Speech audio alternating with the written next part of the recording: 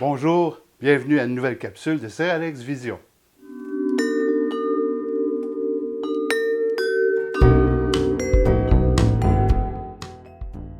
Voici quelques questions que nous devons nous poser pour préparer une vidéo d'entreprise. Seralex Vision se base sur 10 questions au total pour préparer le profil de la vidéo que nous allons réaliser. Quand nous décidons de faire une vidéo d'une entreprise, on doit analyser des questions précises et bien évaluer l'image que nous voulons projeter de nous ou de nos produits.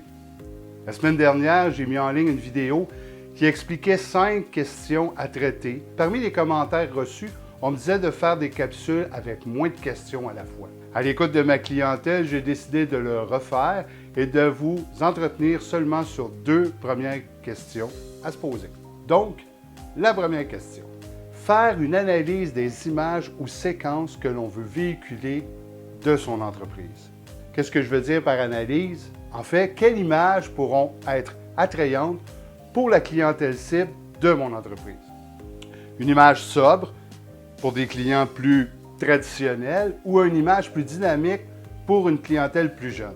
Des couleurs plus vives avec des effets visuels intenses ou des images plus naturelles, harmonieuses à regarder?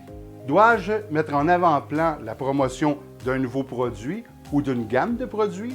Sinon, dois-je mettre en évidence l'excellence de mes services? Alors, il faut vraiment prendre le temps de poser cette première question. Ceci déterminera la perception de votre vidéo. Étape 2, ou deuxième question. Déterminer le ou les lieux de tournage. Le lieu de tournage est très important. Mettre son entreprise en évidence dans une vidéo est une priorité. Lorsqu'il s'agit de promouvoir des services, il est recommandé de faire le tournage dans vos propres locaux.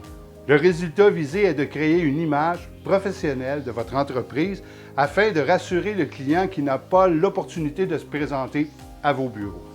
De plus, cette méthode de diffusion vous permettra de présenter l'ensemble de votre personnel afin que vos clients puissent associer un visage aux personnes avec lesquelles il échange le plus souvent, mais n'a jamais rencontré. Il en ressentira un lien plus privilégié avec l'impression de mieux connaître son interlocuteur, que ce soit par courriel ou par téléphone. Par contre, si vous préférez faire une présentation d'un produit, le choix de l'emplacement devra être en fonction de ce produit. Le client ne veut pas y voir comment il est fabriqué, mais plutôt s'informer de son utilité ainsi que de son apparence. Quels sont les bénéfices à tirer d'acheter ce produit au lieu de celui d'un compétiteur?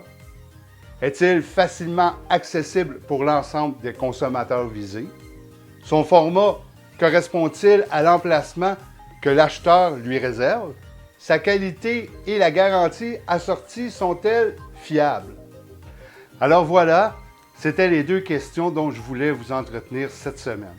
La semaine prochaine, nous parlerons de 2 nouvelles questions à poser en vue de la préparation d'une vidéo d'entreprise. Merci et bonne semaine à tous.